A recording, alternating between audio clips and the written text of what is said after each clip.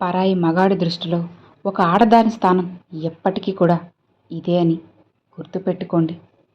అవును, ఈ లోకంలో రెండు రకాల మనుషులుంటారు. అందులో మొదటి వాళ్ళు అవసరం ఉన్నప్పుడు వెంటనే వచ్చి కాళ్ళు పట్టుకునేవారు. ఇంకొకరు అవసరం తీరిపోయాక కాళ్లతో అమాంతం పాతాళానికి తొక్కేవాళ్ళు. ముఖం చూసి పలకరించే వాళ్ళ కంటే మనం చూసి తోడుండే మనుషులే కరువైన కాలం ఇది. అవసరం ఉన్నప్పుడు నువ్వు లేకపోతే నేను లేను అనే మనుషులు, అవసరం తీరాక నువ్వు అసలెవరో నాకు తెలియడం లేదే, ముఖం కూడా చూసినట్టు అసలు అనిపించడం లేదే అని ఇలా ముఖం చాటేసుకొని వెళ్ళిపోతారు. రక్తం పంచుకొని పుడితేనే బంధువులవ్వరు, కష్టంలో తోడుంటేనే వారు మనవాళ్ళవుతారు. రక్త సంబంధం కంటే కృతజ్ఞతాభావం మిన్నా అని గుర్తుపెట్టుకో. సింహం గర్జించినప్పుడు అడవి మొత్తం కూడా వెనక్కిపోతుంది. ఎందుకంటే దానికి తన శక్తి మీద అంత నమ్మకం ఉంది కాబట్టి. నీలో కూడా అలాంటి ఒక శక్తి దాగుంది, అదే భయం. ఆ భయం అనే సంకెళ్ళు తెంచుకొని బయటికి రా. లోకం ఏమనుకుంటుందో అని ఆలోచించడం మానేసే. ఎందుకంటే నువ్వు చరిత్ర సృష్టించిన రోజు అదే లోకం నీ వెనక నడుస్తుంది కాబట్టి. నీ సంకల్ప బలం గట్టిదైతే గమ్యం ఎంత దూరమైన నీ పాదాల చెంతకు చేరాల్సిందే. అందులో ఎలాంటి మార్పు ఉండదు. మనిషి చనిపోయిన తర్వాత ఏడ్చే 1,000,000 మంది కంటే బ్రతుకున్నప్పుడు ప్రేమగా పలకరించే ఒక్కరు చాలు కదా. ఈ లోకం చాలా వింతైనది. నువ్వు బావుంటే చూసి ఓర్వలేరు, నువ్వు కష్టాల్లో ఉంటే సహాయం చేయరు.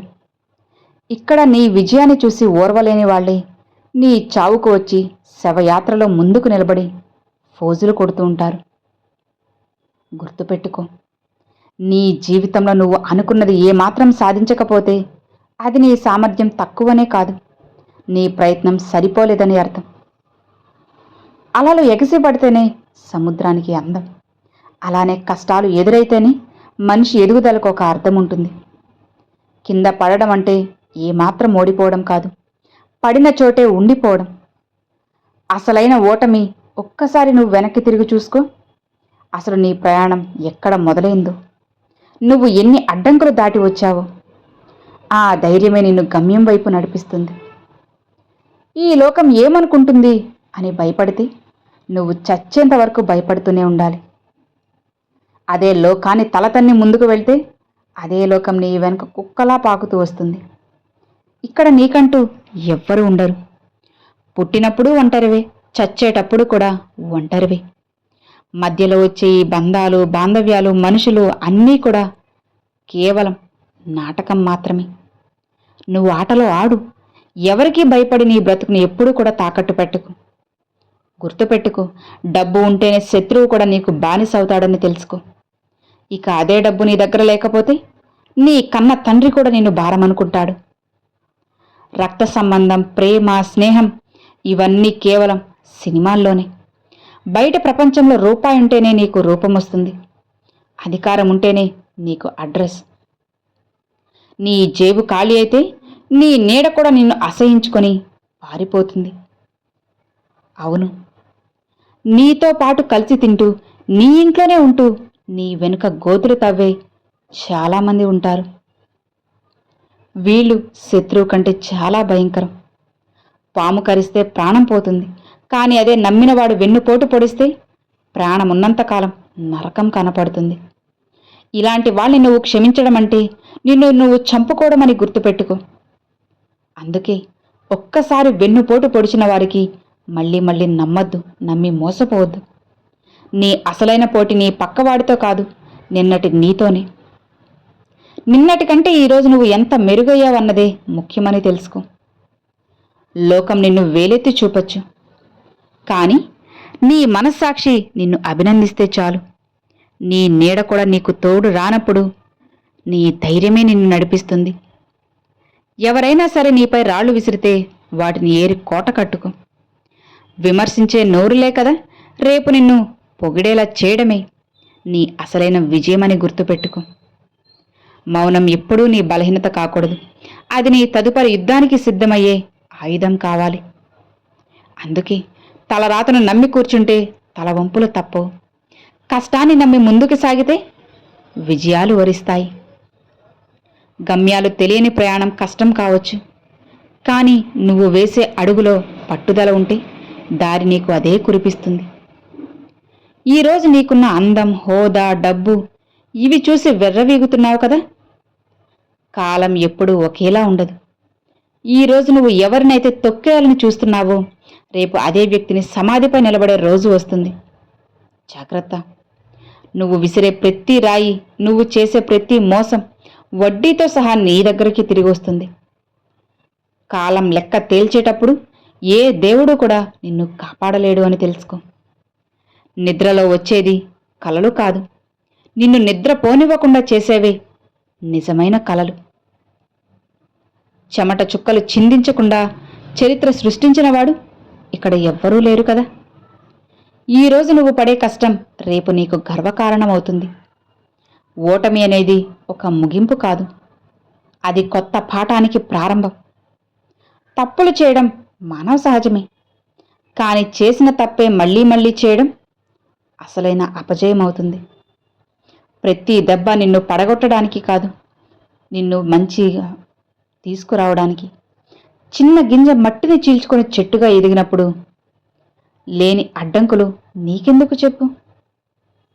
నీ ఆలోచనలు గొప్పగా ఉంటే నీ ఎదుగుదల కూడా అంతే గొప్పగా ఉంటుంది. అందుకే ఆకాశం వైపు చూస్తూ అలానే కూర్చోవద్దు. అక్కడికి చేరుకోవడానికి నిచ్చెన వేయడం ఈ క్షణమే మొదలెట్టు. సాధిస్తావు. డబ్బుంటే కుక్కను కూడా సార్ అనే పిలిచే కాలం ఇది.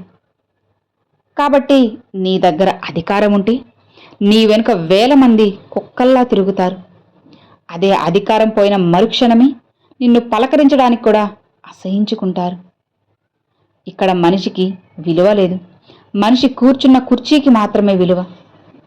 మనిషి దగ్గర ఉన్న డబ్బుకి మాత్రమే విలువ.